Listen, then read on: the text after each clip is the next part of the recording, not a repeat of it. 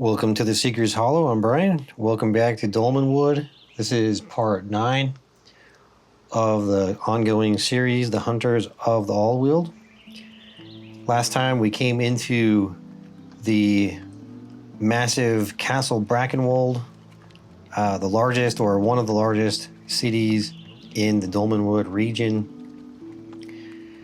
And we went through a lot of descriptions of things that are going on, and it's a really big place, and our map provides us mostly with the things that are going on in the inner city, but there's all kinds of stuff all around, so there's a lot of things that we can find here and that can help us. And the big thing that we're looking for, of course, is some information that could help us with our delving into Ryecroft as we escort Waedred Vague, the apothecary, to find some special plants and herbs and things that can only be found in that area. So we certainly are in need of more information, and this is a great place to find it because not only is Castle Brackenwold fairly close to the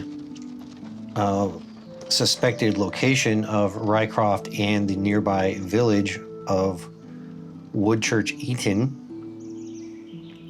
but as the seat of the Plurritine Church, there's a better chance of finding information here because Ryecroft is a monastery, and so it was a religious site.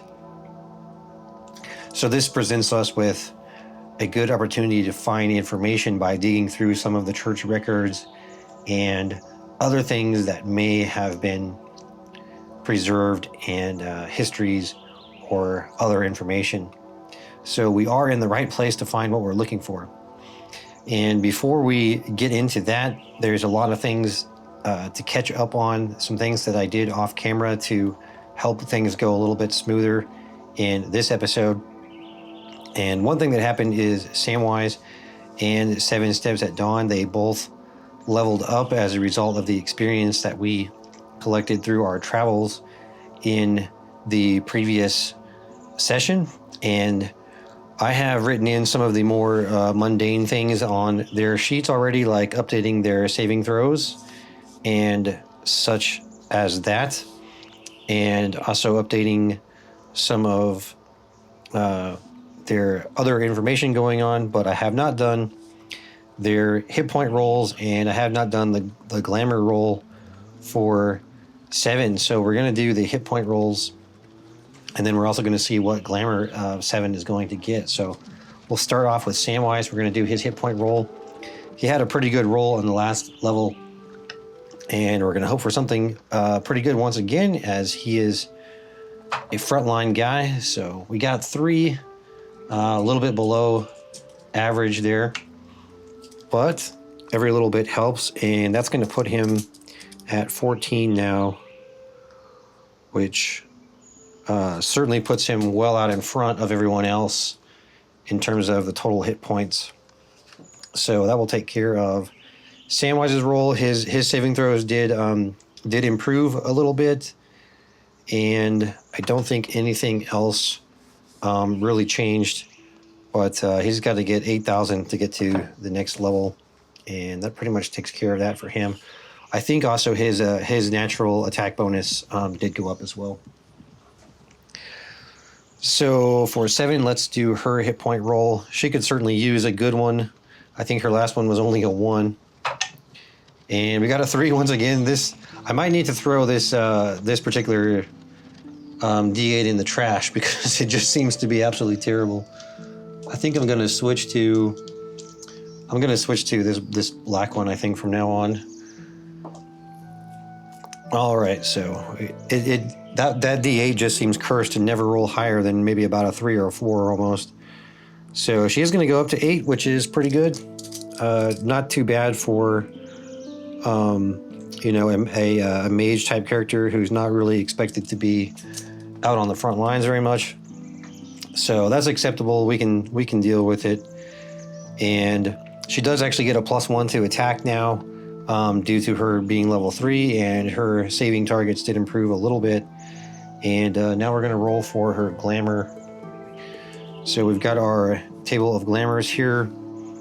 And I believe if you roll the same one, you do need to re-roll again for a different one. That would be my guess. But anyway, we're going to roll for one here. We already have a few glamours.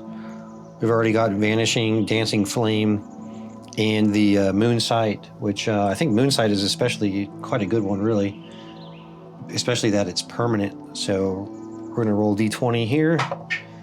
And we've got 15, which is Seeming. And I do not think that we have had that before. So Seeming is permanent until touched, and it affects the caster only. The caster may make their garb appear as they wish. And the glamour is only visual, and it is dispelled by touch. Okay? That can certainly be very useful. And in fact, that could even be useful right now with, maybe trying to find information from people about certain things.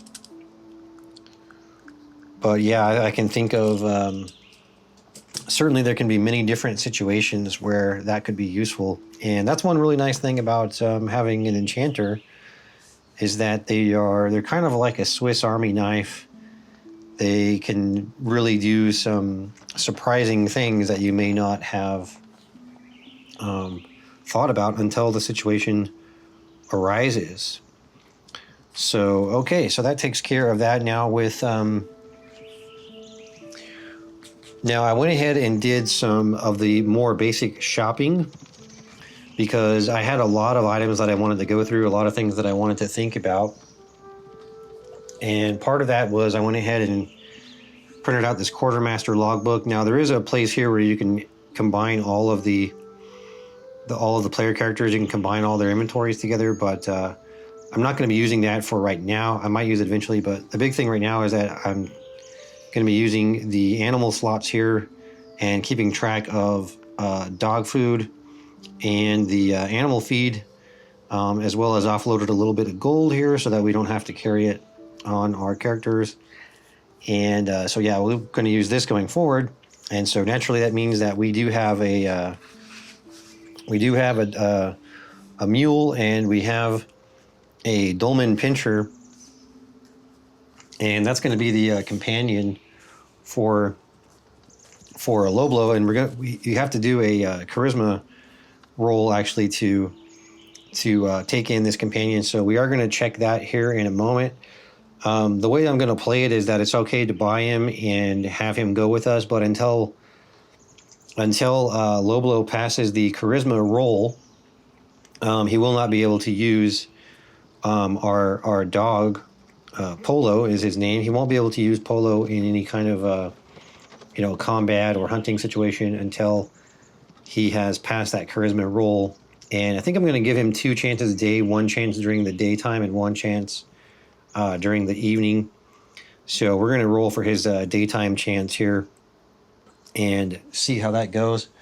So let's look at low blow's character here. I need to find where I put it, and here we go. So his charisma is just pretty average at 12, so we're not going to have any kind of bonus or anything like that. And so let's just see if we can pass a 12, and then we can have the full loyalty of Polo to be a good boy and do some fighting for us. And we got a 14. All right, so we are going to pass. And like a true hunter, Low Blow was able to coax our good boy Polo here to follow him and be his brave companion. And so Polo the Dolmen Pincher, he's level 2. He's got an AC of 14. And he has a bite attack. He also has a special ability which is called Bring Down Prey. And it's pretty cool. He can only use it for enemies up to level 4. But there's some certain requirements, and if you execute that properly, he can actually bring that enemy down to the ground, and then they become impaired in a way, and they have some different penalties as a result of that, and they also can't move. So it's a very cool ability, and I think it's going to be a lot of fun to use Polo, and hopefully Polo does not die and he lives a good long life, helping out Loblo and the rest of the party. So that takes care of the things going on with Loblo. And then we also have a mule. We bought a mule, and his name is Bonzo. So we got Bonzo the mule, and he has a slot capacity of 2,500, which, basically like that's 25 slots. So that's what I've got mapped out here. Now his food takes up 10 slots, so he's got a lot of things reserved just for his food. I decided to go for 10 full slots of food so that we've got plenty of food in the meantime, since we may not know exactly where we're going to be getting food again. And as far as I know, with the like horses and stuff like that, the book doesn't say that you can give them the human rations. Maybe you could give it to them so that they wouldn't starve to death, but it seems like, there might be, it's sort of implied that it's not really the best way to go. Now with the dogs, it does say that you could give them human rations if you run out of dog food. So I might have to come up with some little rule where if they are starving and we have to give them human rations, there might be some sort of, penalty associated with that. But I went ahead and also bought some more adventuring gear. We've got a whole bunch of different things here. I bought one thing of firewood just in case we need it, because there are some areas where we can't find firewood, which we're actually going to be going into. And then we actually already had a lantern, so I didn't actually end up needing to buy that, but I bought a bunch more oil. We got some more torches. We got caltrops to try to discourage pursuers. We got a crowbar. We got a 10-foot pole to help us to check out things that might be trapped and stuff like that. And then we also got a mirror to help us be more aware of our surroundings. And that came to 29 gold for all that. And then, and of course, we also paid for the mule, and we paid for Polo, and we also bought Polo the dog armor, which gives him the +2 AC, so that's why he's got 14. So I think for Polo, for the dog armor and all that stuff, I think it was around 60 or 70 gold, so it was a decent chunk. And then I think it was around 30 for Bonzo, and then of course we bought a bunch of food, so that was like another 10, 20 gold for the various food there. And that is also not all we bought. We bought a couple other things. For Loblo, we upgraded his armor to he has the bark armor now, so he got like a +1 or 2 AC from what he had before. And then we shuffled some things around on their inventories a little bit, so now everyone has a place to carry 3 rations, which I think is pretty important. I think about 3 is the right amount to have, generally speaking. And then where I could, I've moved a few things off of the characters so that they have the ability to possibly hold 1 or 2 items as needed. Because some of those things I moved onto Bonzo, so he's kind of helping them carry some of the stuff like the cooking pots and stuff like that. And I think that was all. Yeah, so we upgraded Loblo's armor, and then we upgraded Seven. She ended up getting a leather armor, so she's a little bit better off there. And then I don't think anything was done with Samwise. Pretty sure I didn't upgrade anything. He's already got plate armor, so he's doing pretty well on that side of things. And I think that's the majority of stuff that I did off camera.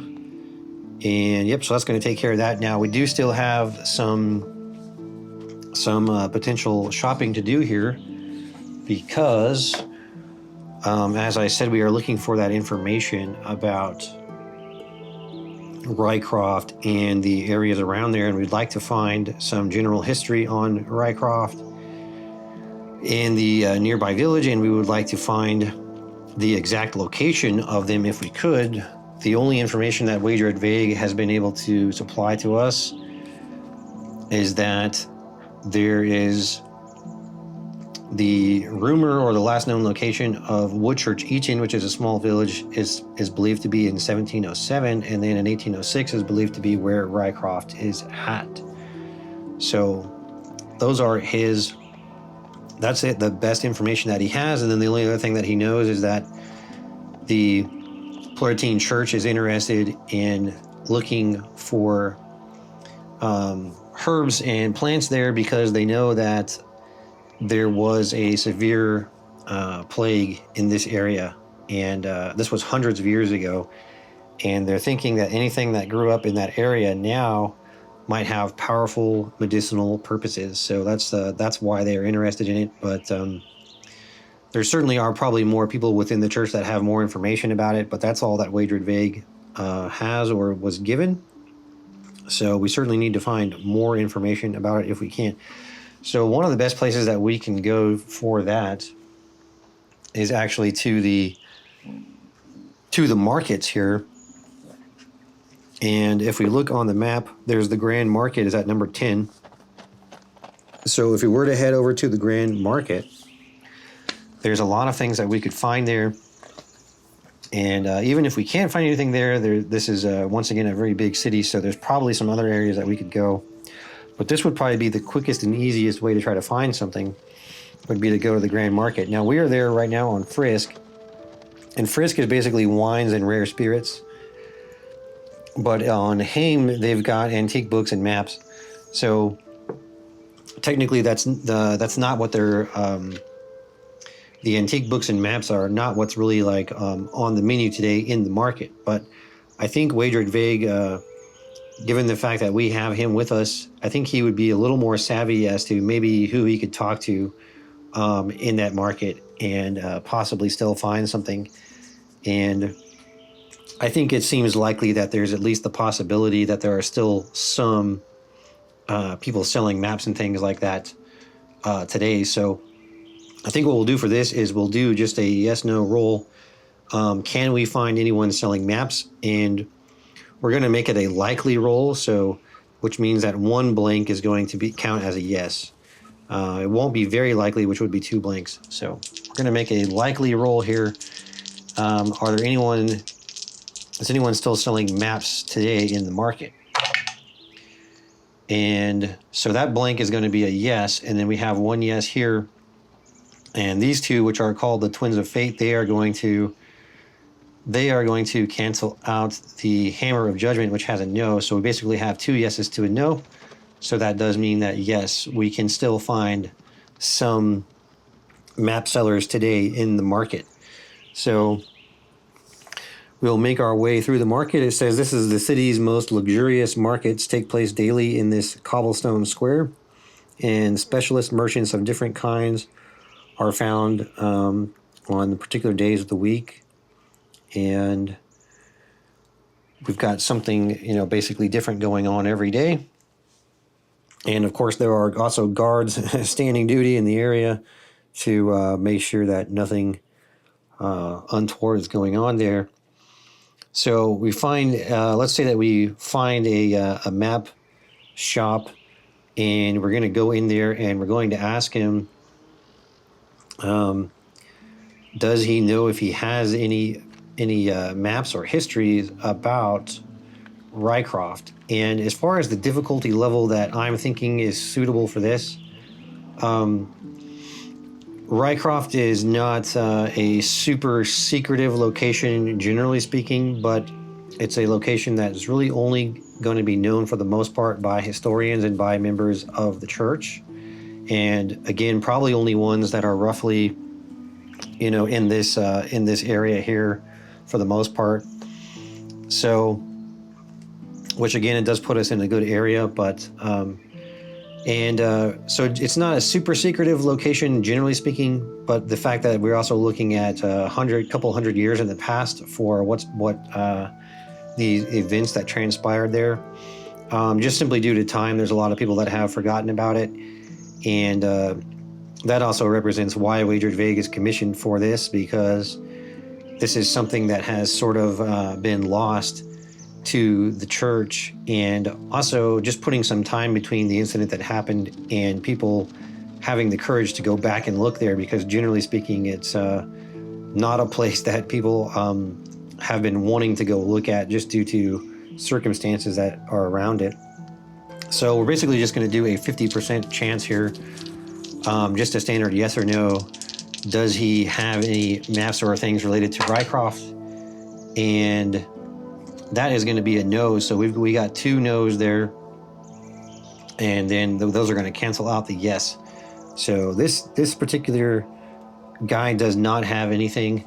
And let's do another 50-50 roll to see if can we find any other map makers open today. And that is going to also be a no, because that is going to cancel out that yes there. So I think that takes care of our chance of finding anything in the market. So unfortunately, we could not find anything in the market, but that does not mean that we cannot find anything at all, because we also have the possibility of going to the Seminary of the 100 Martyrs. And in that seminary, they have some libraries where we could probably find some good information, probably better information than we could even find in the market. And Wagered Vague, he does have a official document from the church showing his commission to go out and to find this. And so that could grant him access to possibly go look at the library. Now, I think they do have, I think there's more than one library, so we're obviously not going to be allowed into the highest levels of the library, but maybe we'll be allowed into the general library. So that's going to be number 3, which is the Seminary of the 300 Martyrs. So we'll go in there and let's see what we have for the Seminary of the 300 Martyrs. So as we approach, we can see a 4-storied edifice decorated with grimacing gargoyles of dark stone. Priests of the Pluritine Church dwelling in the Dolmenwood region are trained within these halls. And as we make our way through the entrance, there are 3 lofty gates granting access to the seminary, leading to the libraries, the chapel, and the dormitories. In the interior, there are bustling common rooms, hushed hallways, and contemplative courtyards. And as far as the inhabitants, there is Abbot Hargle and also Sanctus Primus, and 100 monastics and priests are in training, 15 clerics of the Order of St. Faxus, and a dozen librarians. So we'll make our way in there, and maybe one of the clerics or the monastics or priests come into the area, and we ask them if we can gain access into the library, and Wagered Vague shows them his official commission for this mission. And so they look it over, and I think we'll say that it's very likely that they will grant him access to at least the basic level of the library. So we'll just do a very likely yes-no roll here. And so that is going to be 2 yeses. So yes, they are going to let him make his way in with the showing his official mission. So now we're going to go into the library. So we make our way over there, and it says that most of the first floor is dedicated to libraries for research into particularities of the church doctrine and canon law. And there's also a spiral stair that leads from the library into a locked crypt where there are texts of questionable nature. Okay, so we're definitely not going to be allowed into that area. And that area looks like it's mostly going to be things very esoteric and magical stuff. So it's really not what we need to get into anyway. But we also have the opportunity to consult a sage. So Abbot Hargle and his associates can sometimes be engaged to research matters of church lore, and we can apply the rules for hiring a sage, and they may be offered free of charge to servants of the church. So none of us is really a servant of the church, but I think for Wagered Vague, maybe there's the possibility that they would do it free of charge. But I think that we could first take a look on our own, which would probably be like maybe a 50-50 roll. And then if we were to get a librarian to assist us, maybe that could be like a very likely roll. That information could be found. So we'll just go in there, and we're going to do a 50-50 roll for Wagered Vague. Can he find some information about Ryecroft in the library? And that is going, I think in this case, we could possibly go for a re-roll here. seeing as we have 2 that are nothing and then a no. So let's go for a re-roll on this. And that's going to be 2 no's canceling out the yes. So that is going to be no. So Wagered Vague, unfortunately, on his own was not able to find anything. But we could consult with Abbot Hargle, or we could possibly get one of the librarians to help us. So let's look at the roles for hiring a sage and see what we can do there. Sages are rare individuals who have devoted their lives to the study of a single, often obscure field of knowledge. Some examples of sage specializations include astronomy, devils, fairies, gems, herbs, history, and worms. And they can translate scripts. They can do basic lore and item identification, and they can also do detailed lore on obscure subjects. Now, I think where Ryecroft would rank would be somewhere in the basic lore area, but maybe in the more difficult area of the basic lore. And they can answer basic questions related to their field, and this is going to cost 200 gold per consultation. So let's say that we walk in there and we speak with Abbot Hargle, and Wagered Vague informs the Abbot of our mission, and he asks the Abbot, is there anything that you can do, or any of you specialists, maybe in old maps or in old histories of old monasteries? So Abbot Hargle says, okay, yeah, well, I see that you are working for the church on this, and just so happens that one of my library assistants is a specialist in old maps, and so he will assist you in this. So we will go and talk with this particular assistant and see what they can offer us. And we're going to ask them if they can find some information about Ryecroft. And it says that we would need to pay 200 gold per consultation. So that's going to be a decent chunk of our funds that we have.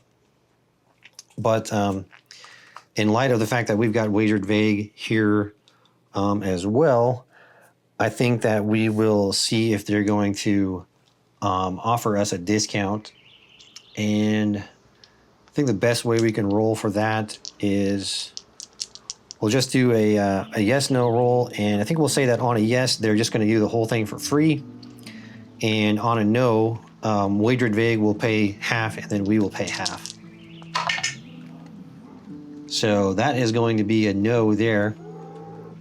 So they're definitely not giving us this for free.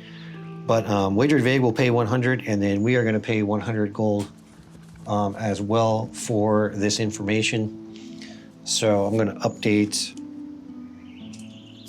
our gold storage here. So right now we have 300. We're going to go down to 200. And the assistant is going to go into the library and look for some information.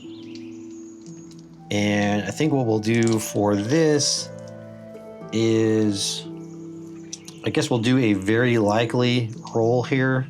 Very likely yes, no. And I think we'll also add in the boon or bane dice. So one thing that would be good about this is, like, let's say we actually got all no's, but maybe we got a kind of like a boon here. That could mean something like, well, he wasn't able to find some exact information about the location, but he was able to find the name of someone that we could talk to, or he was able to find some other location that might have the information. And then if we got the bane result or like a misfortune result, maybe along with something else, then that will affect it there. So it'll just kind of spice up this roll a little bit. And if we're lucky, we'll get a yes and a boon, which could be really nice. All right, so we did get a boon, so that's really good. We did get one no. Now this is going to count as a yes. So we did get a yes, and we did get a boon. So that's a pretty good result there. And you could say that this is a slightly above average yes, but I think we don't need to worry about that too much. So we did get a yes, and we did get a boon. So I think we're going to be getting a pretty good amount of information here. So he's obviously a very good librarian, and he was able to do a great job and find out a lot of information for us. So I think we're going to get basically everything that we were looking for, which is a general history of what happened in the area, and then exact locations of the village of Woodchurch, and as well the location of Ryecroft.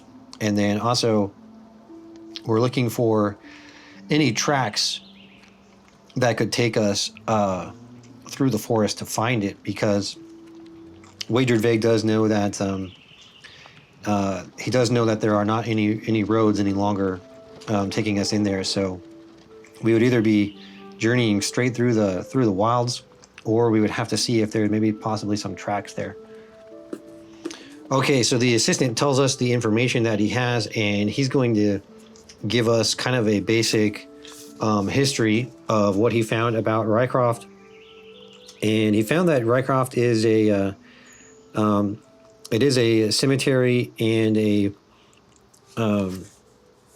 an abbey and monastery that was built on an area known as Wilden Rise, and it was originally part of the Silent Order. So the Silent Order are the ones who kept it. So they were kind of their own little offshoot order of the Florentine Church. And the Silent Order was they were a bit strange in that they revered vermin and insects that feed upon the dead. So there is it was kind of seen as a little bit strange that they welcomed and revered vermin and insects in this monastery. And so over the years, vermin and insects became numerous in the area, and there were different abbots and abbesses who headed the monastery over the years. And over the years, they started to get a little bit more profit-driven with the monastery, and so they wanted to start, selling plots to people for a graveyard, for a cemetery. So they were selling these cemetery plots, and kind of going a little bit more in the business direction with the whole thing. And there's sort of a kind of a separate part to that. There's rumors that that they were allowing these vermin and insects to feed on the bodies that were interned there. And I don't think I'll give too much information on that. We just have the rumor that there's definitely some bad things going on with the insects there, and that there might be an ulterior motive to them allowing the grounds to be used as a cemetery beyond just trying to get money from that. But the key thing here is that 180 years ago, a plague swept through the area and devastated the local population within Ryecroft and in the nearby village of Woodchurch Eaton. And in the harrowing aftermath of what happened and many people dying, the local people who survived, they blamed the abbess of Ryecroft at the time for bringing on this plague, due to the fact that they were fostering this environment of allowing vermin and every sort of crawling creature to breed and thrive there. And so the people came there, and they burned down a portion of the abbey, and they also burned alive the abbess and all the monks and nuns that were following her. And they also shattered a special stained glass window. And from that time onward, the whole area sort of fell into disrepute, and people did not want to go to Ryecroft because they believe that the cemetery grounds have ill fortune and curses. And of course, they're also crawling with all kinds of, bad vermin and insects and all kinds of things like that. So the whole area sort of became a no-go zone, and the village of Woodchurch Eaton. So we have a little bit of information about that as well. It's the closest settlement to Ryecroft, and it's believed to be about 1.5 miles to the 1.5 miles to the west of Ryecroft. And there, as far as they know, the majority of people left after the plague, and it's only rumored that there may still be some people in that area. All right, so that's the information that we got from our research on the general history. And then as far as the exact location, we will say that he was able to find what looks close to be the location. As far as they know, he was able to find a map that, assuming it's accurate, it would possibly give us the location. But of course, things probably going to look a little different 200 years later. And he was able to find the location of a track in the area that could bring us to the village of Woodchurch Eaton. So what I would have done if we had not been able to get any information about the location is I would have had them go there, and I would have had them make search rolls to try to find it. So what I'll do in this case is we won't have to make a search roll, but I will have them look for the track by maybe making like a loss check or something like that. And assuming we can pass the loss check, then that will mean that we have found the track that could lead us to the village of Woodchurch Eaton. And of course, if we can find anything else there, then we can use further information to help us get to Ryecroft. But he was able to give us some possible mapping information as well about Ryecroft. He found this old sketch,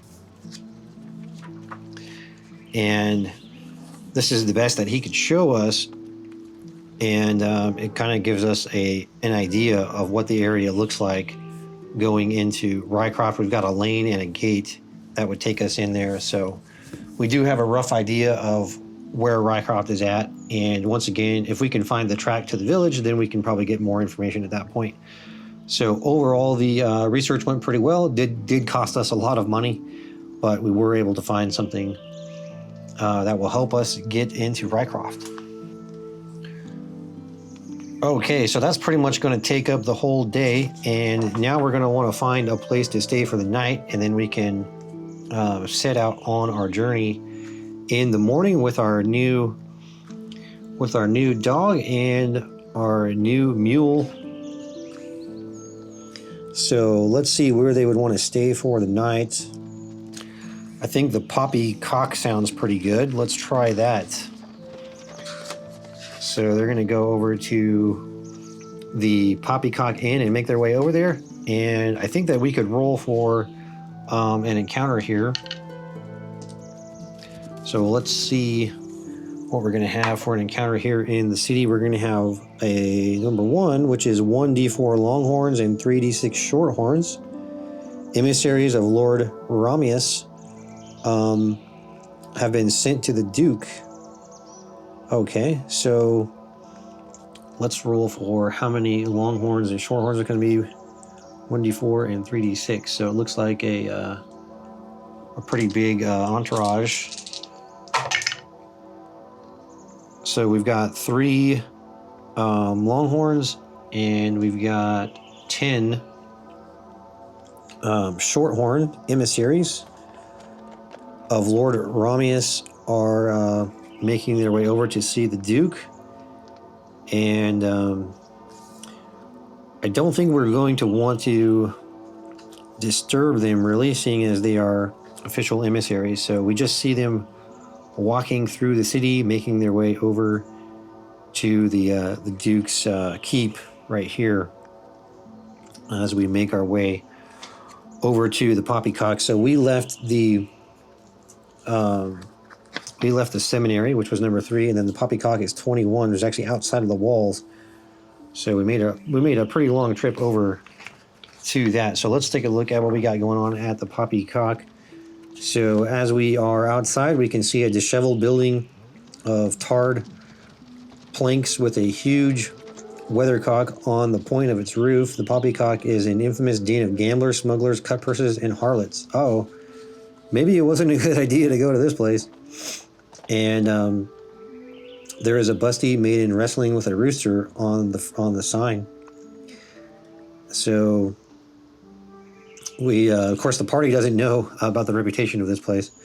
So we walk into the common room and we see that there is a winding, low-roofed room, narrowing almost to a corridor in places, packed with rickety stools. The place reeks of the bonfire aroma of burglar's blend pipe leaf. And the bar is staffed by the landlady, One-Eyed Gill, and her gang of barmaids. They're crammed into a pocky corner near overflowing with kegs and stacked bottles. And the guests, what kind of guests do we see? They're a rowdy, heaving mix of thieves, thugs, and mercenaries. So I think as the party walks in and they take a look at the area, they're kind of feeling like, maybe we walked into the wrong area. And it looks like there are also card rooms. One wing is dedicated to a collection of gloomy side rooms where gamblers congregate and schemes are made. And the regulars only welcome strangers that they can swindle or rob. So we've definitely walked into the wrong place. And they've only got poor quality food. And they do have lots of pipe leaf as well. So I think really the party is going to look around, and I think they're going to decide that maybe this is not the right place to go. But they may not get off that easy. So I think we're going to say there's a 50-50 chance that some of these thieves and thugs are possibly going to come up to the party and give them a little bit of a hard time. So let's roll for a 50-50 chance, and we'll also put the Bane and Boon, or Fortune and Misfortune die in there as well. So let's see what happens. All right, so are they going to cause any trouble? Well, we didn't get anything on there, and then these two are blanks, so I think we'll actually do a re-roll on that. And we've got a yes and a no. We got two blanks here again. So the no, the Hammer of Judgment is going to cancel out this yes. So it looks like no, they are not going to cause us any trouble, assuming we turn around and leave quickly. So we're going to turn and leave quickly and look for some other place to stay. So when we come back next time, we'll go check out a different inn. We'll probably go to maybe like the Bitter Rose here and see if it looks a little better. And I think the party is considering themselves lucky that they were able to get out of there without anyone really causing them any trouble. So thank you very much for joining me, and we'll see you next time. Take care.